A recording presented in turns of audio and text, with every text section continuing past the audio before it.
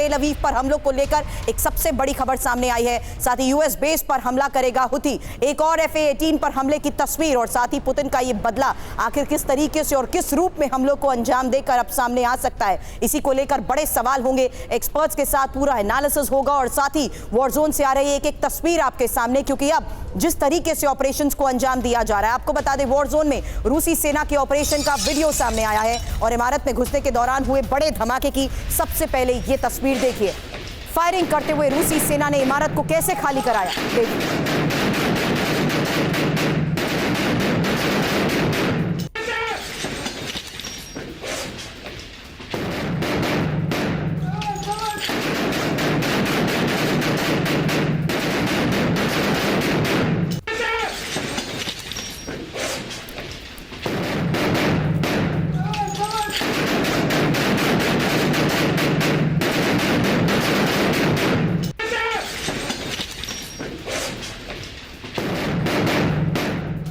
यूक्रेनी ड्रोन पर रूसी जवान ने की फायरिंग, बख्तरबंद गाड़ी पर सवार जवान ने कैसे फायरिंग की, एक और तस्वीर आपके सामने होगी। और फायरिंग करते रूसी जवान डेंजर जोन से निकलने में कैसे कामयाब रहा, ये देखिए।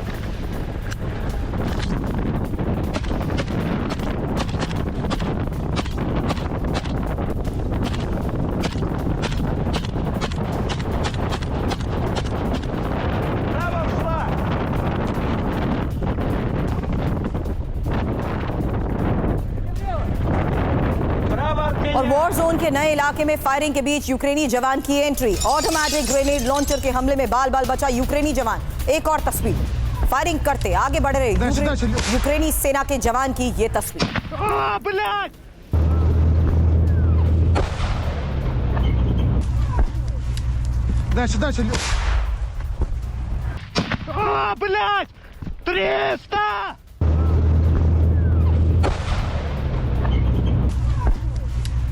Дальше, дальше, Лёш. Блядь!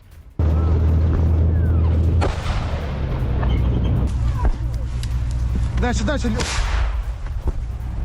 तीनों तस्वीरें अब एक साथ आपके सामने, जहां देखिए किस तरीके से लगातार हमलों को अंजाम दिया जा रहा है और कैसे इन्हीं हमलों को अंजाम देने के बाद बच निकलते हुए फायरिंग करते हुए बख्तरबंद गाड़ी पर सवार होकर ये जवान इलाके को छोड़कर भागे। अब गाजा में हमास के ठिकानों को आईडीएफ ने उड़ाया, एक और बड़ी खबर, खाली पड़ी इमारतों को आईडीएफ ने तबाह कर दिया है और आईडीएफ के पहुंचने से पहले ही हमास लड़ा के भाग गए। 4, 2, 1 4, 2,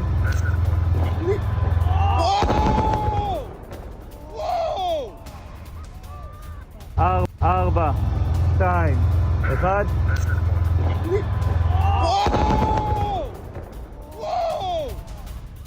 और दक्षिणी लेबनान में इजरायल के विध्वंसक हमलों को लेकर भी बड़ी तस्वीर, खबर खपर किला इलाके में कई घरों को उड़ाने की, धमाके के बाद जश्न मनाते नजर आए आईडीएफ के जवान।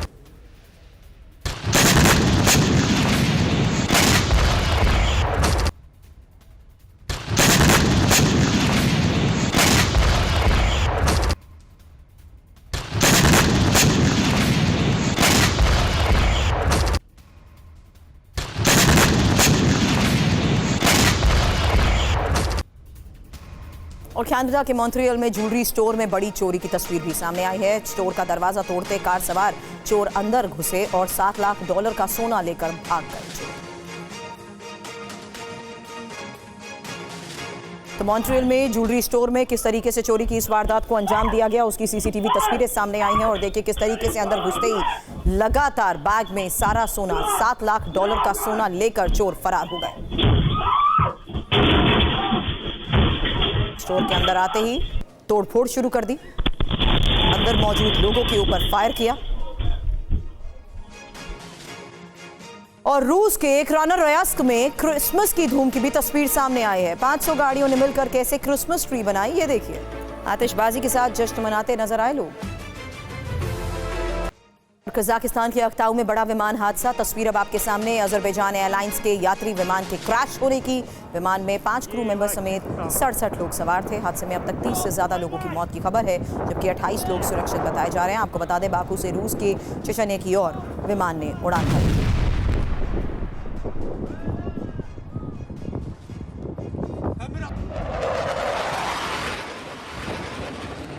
तीन तस्वीरें एक साथ आपके सामने, जिसके जरिए ये साफ हो पाया कि आखिर किस तरीके से इमरजेंसी लैंडिंग के दौरान ये दर्दनाक हादसा हुआ है। और आपको बता दें, क्योंकि विमान लैंड करते वक्त अगर आप पहली तस्वीर में देखेंगे तो टिल्ट नजर आ रहा है, सीधा नहीं है। और यही वजह है कि टचडाउन करते ही विमान में जोरदार धमाका हुआ और उसके बाद दूर दूर तक नजर आ रहा काले धुएं का ये बार।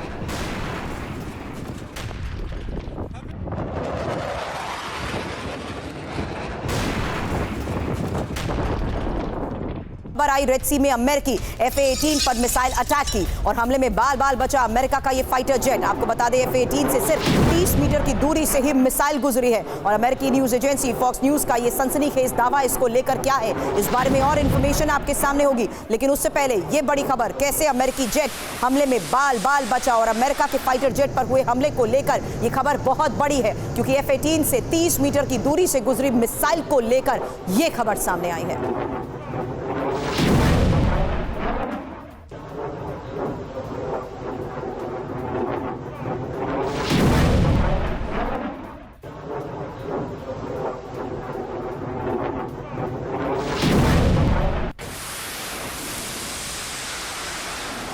तो अमेरिका में आपको बता दो, अमेरिका के दूसरे फाइटर जेट पर हमले को लेकर खबर क्या है। रेड सी में एक और F-18 फाइटर जेट पर यह हमला हुआ है और F-18 पर SM-2 मिसाइल से हमला किया गया है। अमेरिकी विमान से 30 मीटर की दूरी से गुजरी मिसाइल को लेकर यह बड़ी खबर सामने आई है। हालांकि इस पर सुधाकर सर, सबसे पहले मैं आपका रिस्पॉन्स चाहूंगी, क्योंकि दावा तो इस बीच यही किया जा रहा है कि अमेरिकी वॉरशिप ने गलती से अपने ही विमान पर अटैक किया है। 21 दिसंबर को 2 F-18 जेट्स पर हमले किए गए, एक F-18 विमान हमले में तबाह हुआ, दूसरा बच गया। हालांकि हुती का दावा इसको लेकर क्या है, अमेरिकी F-18 फाइटर जेट को मार गिराया गया था। इस खबर को किस लिहाज से इस वक्त सुधाकर सर समझा जाए? सुबह मेरे पास जो इनपुट आए हैं मेरे फ्रेंड से, ये मानना है कि ये हुतीस की जो वॉरहेड है, इसकी वजह से ये हवाई जहाज के ऊपर हमला हुआ है और उसको नुकसान पहुंचा है। लेकिन अमेरिका एक सुपर पावर होने के नाते सबको अपना अपना जो चित्र है, सबको अपना अपना इमेज एक सुपर पावर होने के नाते बरकरार रखने की सब कोशिश करेंगे। वाकई ये पहली बार बहुत सारे टर्निंग पॉइंट्स देखने में आए हैं 21st सेंचुरी में, चाहे रशिया की इन्वेजन यूक्रेन के अंदर करिए या ईरान का डायरेक्ट अटैक पहली बार इजराइल के ऊपर 13 अप्रैल 2024, या इसी तरह ये नॉन स्टेट एक्टर एक हुती का जो हमला है, वॉरशिप्स, यूएस के वॉरशिप। अभी आप F-18 एक जोरदार एक वॉर फाइटिंग मशीन है, सबसे best aircraft in the world as on today of that category, इसके ऊपर एक नॉन स्टेट एक्टर हमला करके सक्सेस अचीव करना और साबित करना, ये पूरा विश्व के लिए मिलिट्री साइंस और वॉरफेयर साइंस के ऊपर एक नया पहलू है। Back to story. बिल्कुल सर, नए खतरे के इस अलर्ट को आगे भी एक्सपर्ट्स के साथ समझूंगी, लेकिन उससे पहले एक और बड़ी खबर है। इजराइल के कई शहरों में फिर गूंजे सायरन और तेल अवीव में हमले का एयर रेड अलर्ट सायरन। आपको बता दें, वेस्ट बैंक में एयर रेड अलर्ट सायरन गूंजे हैं और हुती के हमलों को लेकर इजराइल में अलर्ट है। तो फिलहाल इजराइल के कई शहरों में गूंज रहे सायरन, ये सुनिए आवाज और देखिए तस्वीर। देर रात की ये वो तस्वीर है जब वेस्ट बैंक में एयर रेड अलर्ट सायरन गूंजे।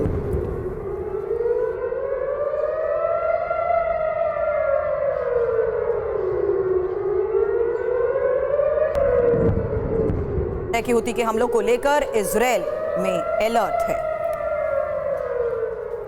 और क्रिसमस पर ही हुती के सबसे बड़े हमले को लेकर खबर जानी है। इजराइल पर हुती का missile attack. Ashkelon power plant पर गिरी हुती की मिसाइल। हुती ने हाइपरसोनिक मिसाइल से हमले को अंजाम दिया है।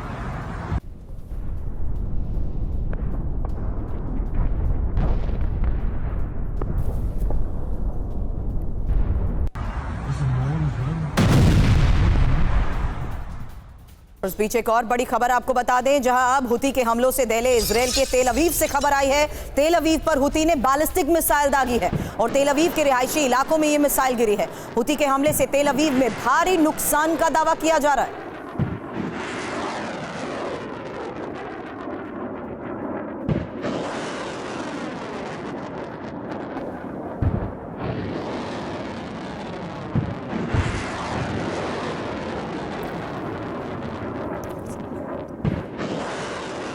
और हुती के हमलों से दहले तेल अवीव की ये दो तस्वीरें अब एक साथ आपके सामने होंगी, क्योंकि हुती के हमले से तेल अवीव में भारी नुकसान का दावा किया जा रहा है। क्रिसमस पर जिस तरीके से हुती लगातार हमलों को अंजाम दे रहा है, ये सबसे बड़े हमले की वो तस्वीर सामने आई है जहां हुती ने इजराइल पर मिसाइल अटैक को अंजाम दिया और कई रिहायशी इलाकों को भी सीधे तौर पर टारगेट करते हुए बड़े नुकसान का दावा किया है। लेकिन इस बीच एक और सबसे बड़ी खबर है, और ये खबर है इजराइल पर फिलिस्तीन 2 मिसाइल से हमले की, जहां हाइपरसोनिक मिसाइल से तेल अवीव पर अटैक हुआ है और इजराइल के मिलिट्री सेंटर पर यह हमला किया है हुती ने। आपको बता दें हुती की इजराइल को ये डायरेक्ट वार्निंग है। लेकिन बहल सर, ये डायरेक्ट वार्निंग किस तरीके से समझी जाए, क्योंकि इजराइल पर हमला करते रहेंगे, हुती इसको लेकर अब बड़े दावे कर रहा है। देखिए, एक्सेस ऑफ रेजिस्टेंस में अब एक सिर्फ हुती ही मीनिंगफुल फोर्स रह गई है जो इजराइल के अगेंस्ट एक्शन ले रही है। तो कहीं ना कहीं उनको एनकरेज किया जा रहा है एक्शन लेने के लिए, ताकि जो इजराइल के अटैक्स हैं सीरिया पे या दूसरे एरियाज पे वो कम हो जाएं। और जो बैलिस्टिक मिसाइल का वो इस्तेमाल कर रहे हैं हाइपरसोनिक, वो ईरान की दी हुई ईरान मेड मिसाइल्स हैं। और जो आप पहले बात कर रहे थे regarding shooting down of F-18, तो जो यमन के पास है वो SAM 2 सिस्टम्स हैं, जो आपको याद होगा U-2 एक स्पाई प्लेन होता था अमेरिका का, 1959 में उसको शूट डाउन किया था रशियंस ने SAM 2 से। तो उनके पास SAM 2 है मिसाइल सिस्टम, जो कि लॉन्ग रेंज है, और साथ साथ में है पता है 110, उसकी भी रेंज 150 से 200 किलोमीटर है। तो ये कहना कि यमन के पास सिस्टम्स नहीं है F-18 को शूट डाउन करने के लिए, और F-18 जो है स्टेल्थ जहाज नहीं है, और स्टेल्थ नहीं है तो इसका मतलब है उसको पकड़ा भी जा सकता है रेडार के ऊपर और उसके ऊपर हमला भी किया जा सकता है। तो अमेरिकन्स का कहीं ना कहीं ये कहना कि वो फ्रेंडली फायर में उन्होंने मारा है अपने F-18 को, हो सकता है वो गलत हो। इजराइल में हुती की मिसाइल इंटरसेप्ट हो चुकी है और तेल अवीव पर दागी गई मिसाइल इंटरसेप्ट करने को लेकर IDF ने दावा किया है कि इस बैलिस्टिक मिसाइल को मार गिराया गया। हवा में ही हुती की मिसाइल को नष्ट करने का IDF दावा कर रही है।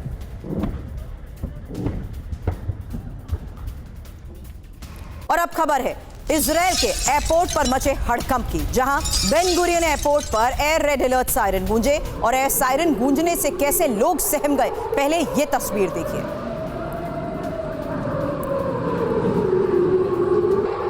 हुती के मिसाइल हमले के बाद गूंजे सायरन, ये देखिए तस्वीर।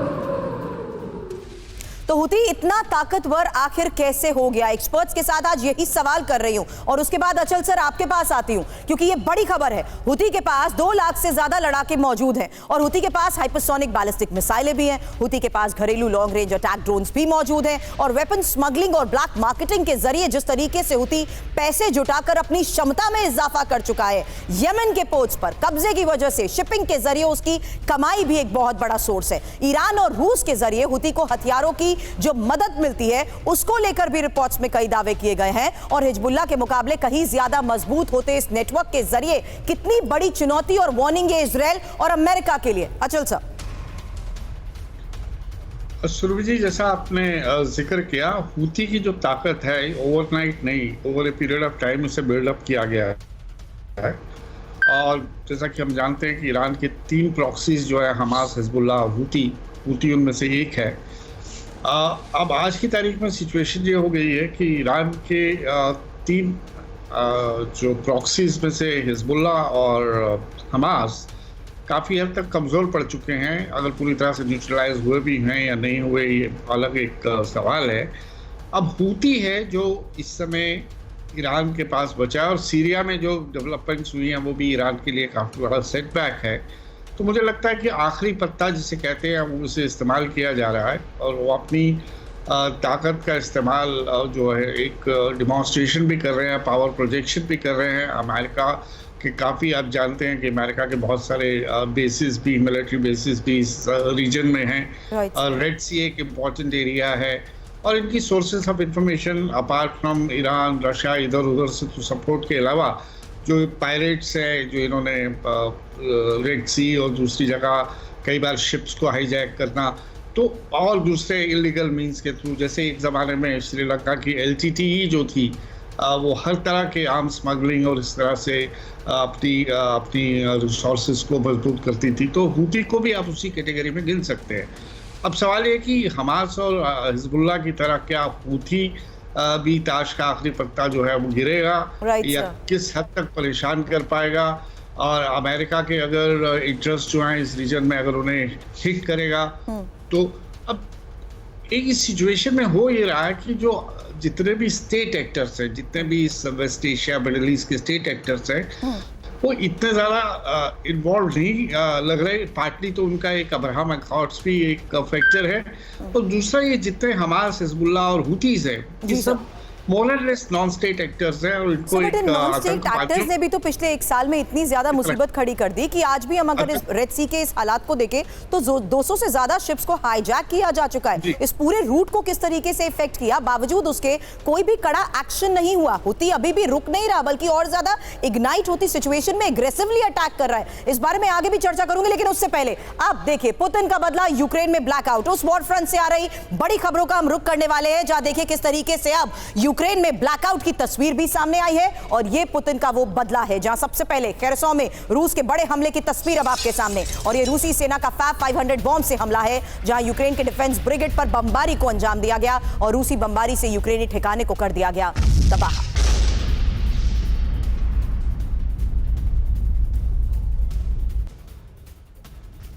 और अब खबर है कि कैसे डोनबास में रूसी सेना का मिसाइल अटैक हुआ। प्रोकोवस्क में यूक्रेनी डिफेंस हब पर अटैक हुआ है। यूक्रेनी सेना ने मल्टीपल लॉन्च रॉकेट सिस्टम से हमले को अंजाम दिया। यूक्रेन के बड़े बेस पर कब्जे के करीब रूसी सेना।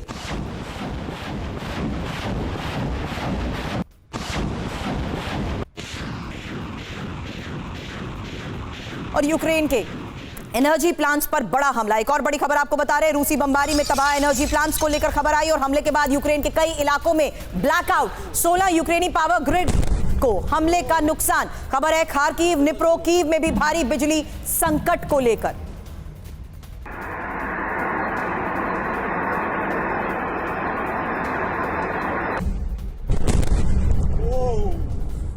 Это было жестко. Это было жестко. यूक्रेन में बिजली संकट। खबर क्या है, यूक्रेन के 7 इलाकों में रूस के बड़े हमले को लेकर खबर है कीव, खार्किव, निप्रो, ज़ेपोरिज़िया में सबसे ज्यादा नुकसान को लेकर खबर है। यूक्रेन के 16 पावर ग्रिड को हमले से भारी नुकसान को लेकर कई इलाकों में बिजली संकट, पावर सप्लाई पूरी तरीके से रुक चुकी है, और रूस से 7 एयर स्ट्राइक की, जिसमें रिहायशी इलाके भी शामिल हैं। हालांकि ये एक सबसे बड़ी खबर इस बीच सामने आई है, लेकिन एक और खबर है, एडवांस सुसाइड ड्रोन रूस भेज रहा है नॉर्थ कोरिया। पहली बार नॉर्थ कोरिया के ड्रोन का अब इस्तेमाल होगा, और ड्रोन्स के साथ और सेना उत्तर कोरिया भेज रहा है। यूक्रेन पर रूसी और ईरानी और साथ ही उत्तर कोरियाई ड्रोन्स हमले करेंगे। उत्तर कोरिया पर दक्षिण कोरिया का यह सनसनीखेज खुलासा। सुधाकर सर, इसी को लेकर आपसे सवाल करूंगी, क्योंकि किम की सेना जिस तरीके से तैयार है और यूक्रेन पर जिस तरीके से विध्वंसक प्रहार हो रहा है, उसकी पहले खबर बता दूं, उसके बाद आपके पास आती हूं। क्योंकि खबर है यूक्रेन में और सेना भेज रहा है उत्तर कोरिया। रूस उत्तर कोरियाई सैनिकों के जरिए घेरेबंदी कर रहा है। उत्तर कोरिया और सेना के साथ घातक हथियार भी दे रहा है। साथ ही रूस को विध्वंसकारी मिसाइलें भी जिस तरीके से उत्तर कोरिया को मिल रही हैं, इसका मतलब क्या समझा जाए सर? क्योंकि भारी संख्या में आत्मघाती ड्रोन्स भी अब रूस को दिए जा चुके हैं। यूक्रेन पर रूसी और ईरानी और साथ ही उत्तर कोरियाई ड्रोन जिस तरीके से हमले करेंगे, दक्षिण कोरियाई सेना ने भी इसको लेकर बड़े दावे किए हैं, यानी एक और स्ट्रैटेजी पूरी तरीके से इलाके पर कब्जे की। सर बिल्कुल सुरभि, ये बिल्कुल सही पॉइंट आप उठा रहे हैं। आज के दिन में, आज है 25 दिसंबर और 20 जनवरी 2025 तक सिर्फ 25-26 दिन बाकी रह गए हैं Donald Trump presidency role assume करने के बाद। उसका नजरिया और किस किस्म की चीज़ें होंगे वो एक्चुअली अभी कहना मुश्किल है, लेकिन उन्होंने ज़रूर कमिटमेंट किया है कि ये लड़ाई को किसी भी तरह ख़त्म करेंगे। तो इसी चीज़ को मद्देनज़र रखते हुए मेरा असेसमेंट ये कह रहा है कि ये एक लेवरेज करने के लिए एक ऑप्शन है पुतिन के पास। ये दिखावा है, एक फोर्स मैनिफेस्टेशन दिखा रहे हैं। अगर वो इंटरमीडिएट मिसाइल या टैक्टिकल मिसाइल यूज कर सकते हैं जो अमेरिका ने दिया है for deep penetration into Russia, तो ये रशिया के साथ द एक्सेस ऑफ इविल जो कहते हैं, नॉर्थ कोरिया है, चाइना है, ईरान है, इनकी फोर्स भी जब जरूरत पड़े तब आ सकते हैं, नंबर 1। नंबर 2, इसी फोर्स के पास ये जो आप ड्रोन, सुइसाइड किलर ड्रोन कह रहे हैं, ये एक फोर्स मल्टीप्लायर है, एक गेम चेंजर है। ये अगर इस्तेमाल हो जाता है तो यूक्रेन को ध्वंस कर सकता है बहुत बड़ी मात्रा में। बहुत नुकसान पहुंचा सकता है। तो इस किस्म की नए किस्म की जो कोलैबोरेटिव एफर्ट के जरिए से हाथ हथियार सामान जो दिया जा रहा है रशिया को सपोर्ट करने के लिए, ये एक मेरे विचार में दिखावा है। Right, और sir. साथ साथ जैसे ही ये एस्केलेटरी मैट्रिक्स को एक्टिवेट किया जाएगा, जैसे यूक्रेन का व्यवहार होगा, इसी को मैच करते हुए ये सारे इस्तेमाल किए जाएंगे। बैक टू सुरूरी। बिल्कुल सर, लेकिन एक कोलैबोरेटिव एफर्ट के साथ हुथी जिस तरीके से हमलों को अंजाम दे रहा है उसको लेकर आज एक और बड़ी खबर है। और एक बार फिर से आपको तस्वीरें दिखाते हैं कि किस तरीके से इजराइल के तेल अवीव पर अभी तक हमलों को अंजाम दिया गया और बेकाबू हो चुका है हुथी। एक और बड़ी खबर इस लिहाज से समझिए क्योंकि तेल अवीव पर जिस तरीके से हमलों को अंजाम दिया गया है, एक खबर आई है अमेरिकी ठिकानों पर हुथी के हमले की और मिडिल ईस्ट में अमेरिकी बेस को हुथी जिस तरीके से टारगेट कर रहा है। थोड़ी देर पहले अचल सर के साथ इसी बात को लेकर चर्चा हो रही थी कि आखिर किस तरीके से नॉन स्टेट एक्टर होने के बावजूद लगातार मिडिल ईस्ट में अब अमेरिकी बेस को भी हुथी की तरफ से टारगेट किया जा रहा है। और हुथी के टॉप कमांडर की अमेरिका को यह चेतावनी, हमारे लिए कोई रेड लाइन नहीं है। बहरीन, जॉर्डन, सऊदी में मौजूद है यूएस बेस। ये लोकेशन मिडिल ईस्ट के इन हालात को देखते हुए इसलिए भी इंपॉर्टेंट है क्योंकि हुथी एक बार फिर से अब सिचुएशन को और एग्रीवेट करते हुए हमलों को जिस तरीके से अंजाम दे रहा है, ये खबर आई है कि अब अमेरिकी बेस को भी मिडिल ईस्ट में यूएस बेस पर भी हुथी के टारगेट सेट हो चुके हैं। अब अमेरिका के एयरक्राफ्ट कैरियर पर हमला करेगा हुथी। एक और बड़ी खबर है, अमेरिका का चौथा कैरियर हुथी के निशाने पर है और यूएसएस हैरी ट्रूमन पर हमले की धमकी को लेकर खबर बड़ी है। हुथी के टॉप लीडर मोहम्मद अली अल हुथी की यह चेतावनी है, आसान निशाना है अमेरिका के वॉरशिप। तो अमेरिकी वॉरशिप पर हमले को लेकर खबर एक्सपर्ट से समझे उससे पहले ये चेतावनी जिसमें साफ तौर पर हुथी ये कह रहा है कि आसान निशाना है अमेरिका के वॉरशिप। और ये हुथी के टॉप लीडर मोहम्मद अली अल हुथी की चेतावनी आखिर है क्या, जानिए। हुथी ने अमेरिकी विमान वाहक पोत पर हमले की धमकी दी है। बहल सर, आपके पास आऊंगी इस सवाल को लेकर क्योंकि यूएसएस हैरी ट्रूमन पर हमला हुथी कर सकता है। भूमध्य सागर में मौजूद USS Harry Truman career USS Eisenhower पर हमले का दावा हुथी पहले ही कर चुका है। यूएसएस अब्राहम लिंकन पर भी हुथी ने हमला किया था और यूएसएस रूजवेल्ट पर भी हुथी ने मिसाइलें दागी थी। हालांकि अमेरिका के F-18 फाइटर जेट को मार गिराने के दावे के बारे में एक्सपर्ट से हम पहले ही चर्चा कर चुके हैं, लेकिन अमेरिका के 11 MQ-9 ड्रोन मार गिराने का हुथी का दावा और HC में 80 से ज्यादा मर्चेंट वेसल पर हमले का दावा। हुथी के हमलों से अमेरिका और इजराइल जिस तरीके से बेहाल हुए हैं, हुथी ने अब अमेरिका और इजराइल का खेल ही बिगाड़ दिया है और अमेरिकी और इजराइल की रणनीति पर हुथी की ये चोट, इसी पर होगा सवाल। ईरान के विदेश मंत्री अब्बास अरागची का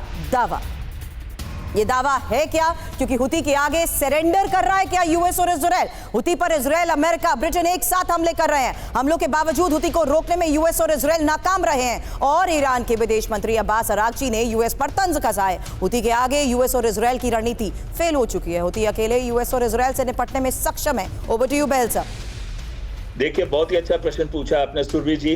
अमेरिका ने यूके के साथ और फिर बाद में इजराइल ने भी 3 बार हमले किए हैं यमन के ऊपर, यानी कि हुथी के स्ट्रॉन्ग होल्ड्स पे, चाहे वो उनका हुदैदा पोर्ट है या फिर उनके पावर स्टेशंस हैं या दूसरे मिसाइल लॉन्च साइट्स हैं, वहां पे उन्होंने हमले किए हैं। लेकिन उन हमलों का इफेक्ट कोई ज्यादा दिख नहीं रहा क्योंकि ईरान के सपोर्ट से वो बैलिस्टिक मिसाइल्स का इस्तेमाल अभी भी कर रहा है इजराइल के अगेंस्ट। और ये भी कह रहा है कि अमेरिकन वॉरशिप अभी हैरी ट्रूमन जो रिप्लेस कर रहा है, 3 पहले एयरक्राफ्ट कैरियर थे वो चले गए, उसके बाद अब हैरी ट्रूमन आ रहा है, चौथा एयरक्राफ्ट कैरियर।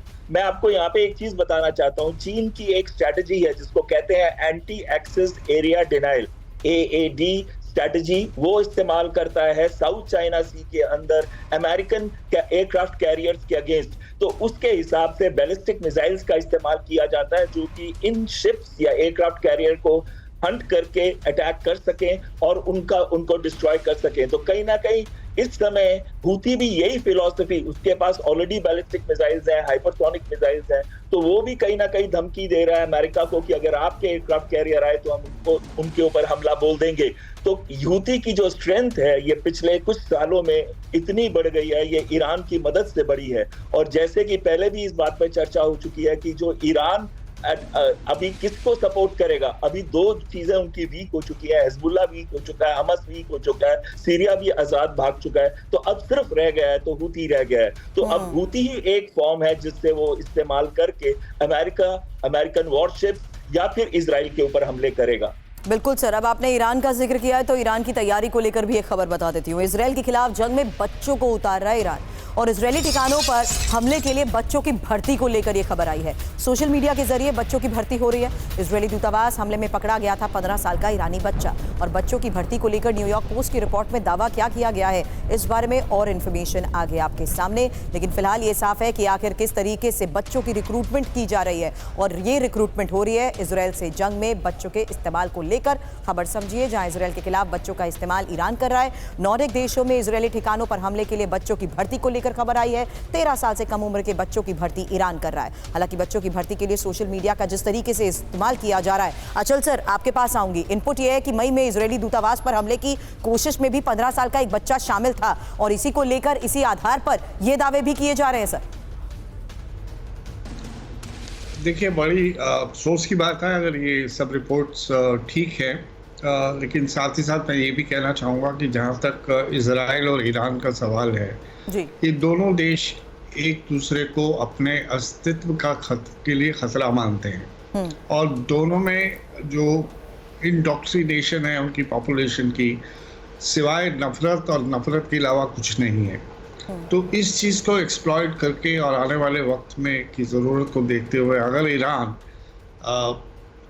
ये अपने टीनेजर्स या छोटे बच्चों को इस्तेमाल कर रहा है तो मुझे लगता नहीं कि ये असंभव बात है। ये हो सकता है और इसमें ये भी हो सकता है कि ये बच्चे जो हैं they are driven by patriotism कह लीजिए या नेशनलिज्म कह लीजिए या एक एंटी इजराइल फीलिंग जिसे लेकर वो पैदा होते हैं और पूरा जो है पूरी होल लाइफ उन्हें यही पढ़ाया जाता है कि इसराइल जो है उनका सबसे बड़ा दुश्मन है।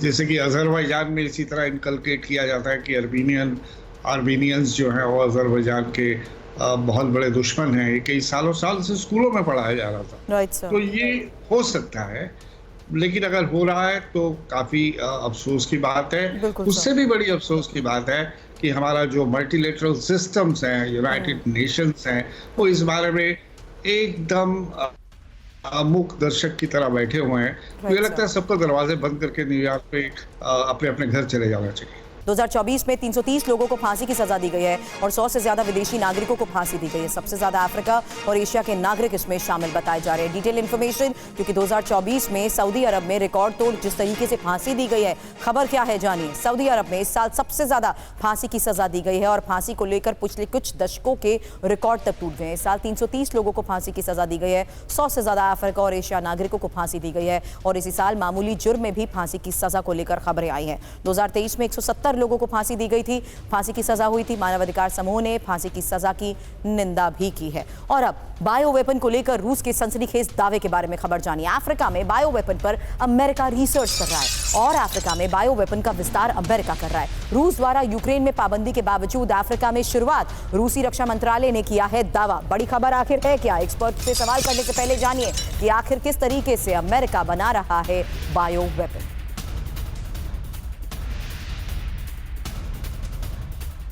तो खबर यह सामने आई है कि अफ्रीकी देशों में अमेरिकी सैन्य जैविक दायरा बढ़ रहा है और अमेरिकी सेना अफ्रीका देशों में बायो लैब बना रही है और हेल्थ मैनेजमेंट के साथ साथ लोकल कॉन्ट्रैक्टर्स के साथ यूएस काम कर रहा है। अफ्रीका में दर्जनों संस्थान और निजी कंपनीज प्रोजेक्ट में शामिल बताई जा रही हैं। अफ्रीका के 18 देशों में बायो लैब तैयार अमेरिका की तरफ से हो रहे हैं। हालांकि अमेरिका अब अफ्रीका में जैविक संकट पैदा करना चाहता है क्या? ये एक सबसे बड़ा सवाल है, क्योंकि खतरनाक जैविक एजेंट्स की शक्ति का इस्तेमाल करना वो चाहता है। रूसी रक्षा मंत्रालय इसको लेकर बड़े दावे भी कर रहा है, लेकिन उससे पहले जानिए रूसी रक्षा मंत्रालय ने देशों में अमेरिका बायो लैब तैयार किए जाने को लेकर दावा क्या किया है और वो कौन कौन से दावे हैं, क्योंकि रूस का दावा है कि इन देशों में अमेरिका की लैब्स मौजूद हैं। इस बारे में इंफॉर्मेशन आपके सामने, जहां देखिए घाना, जिबूती, नाइजीरिया, सेनेगल, जाम्बिया और दक्षिण अफ्रीका के साथ साथ गिनी और केन्या को लेकर ये दावे जो किए जा रहे हैं। सुधाकर सर, समझाइए इसे, क्योंकि रूस दावे कर रहा है कि ये वो देश है जहां पर अमेरिका के लैब्स हैं और अब तो बायो वेपन की तैयारी को लेकर अफ्रीका को लेकर इनपुट और दावे।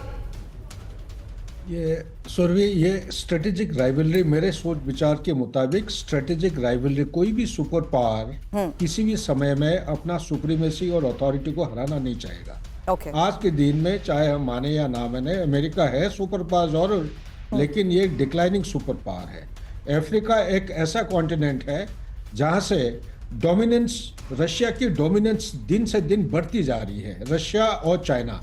और ज़्यादातर अगर आप सेंट्रल अफ्रीका में आप जाएंगे, मैं खुद होके आया हूँ, वहाँ पे लोग रशियंस को ऐसे पूजा करते हैं, ऐसे तारीफ करते हैं, आप जब तक नहीं देखोगे तब तक आप शायद कबूल नहीं कर पाओगे या विश्वास नहीं करोगे। तो अमेरिका का धीरे धीरे उस इलाका से एग्जिट, फ्रांस एक पॉपुलर एक स्टेशन, एक कॉलोनियल पावर हुआ करता था, वो भी वहां से निकल चुके हैं। धीरे धीरे आहिस्ता आहिस्ता रशिया की मिलिट्री पॉपुलेशन बढ़ती जा रही है, पॉपुलैरिटी बढ़ती जा रही है।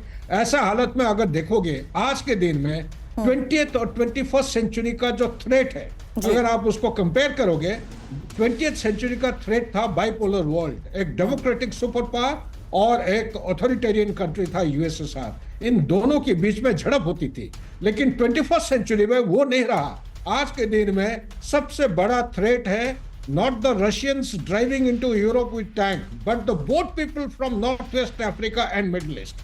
ये जाने का सिर्फ कारण एक ही है कि इनको लूट कर रहे हैं। They have been looted by every colonial power, including America to large an extent, लेकिन सोशियो इकोनॉमिक डेवलपमेंट कोई नहीं कर रहा है। चाइना काफी मात्रा में पैसा डालते जा रहा है और रशिया धीरे धीरे सॉफ्ट पावर, हार्ड पावर के जरिए से उनको सिक्योरिटी और सेफ्टी देते जा रहा है।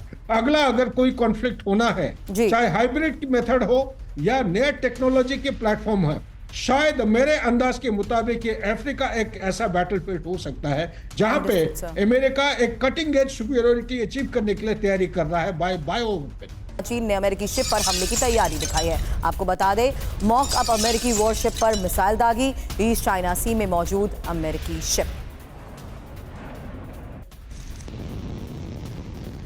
और अमेरिका और रूस में हथियारों की होड़ में दुनिया में दहशत। मैक 20 स्पीड वाली मिसाइल अमेरिका बना रहा है। AGM-183 एयर लॉन्च मिसाइल से तबाही की ये तैयारी है। रूस की ओरेशनिक के जवाब में अमेरिका का ये डार्क ईगल अमेरिकी नेवी तैयार कर रही है विध्वंसक CPS system.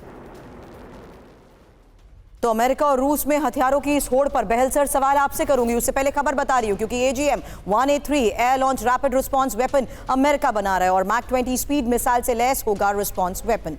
S-500 surface to air missile Yenisei radar से रूस का ये जवाब, और रूस की ओरेशनिक के जवाब में dark eagle anti missile system. America के common hypersonic glide body CHGB का कामयाब परीक्षण। हालांकि सबमरीन से हमले के लिए कन्वेंशनल प्रॉम्प्ट स्ट्राइक सिस्टम की तैयारी में भी अमेरिका बताया जा रहा है। बहल साहब, बहुत ही अच्छा क्वेश्चन है सुरभि।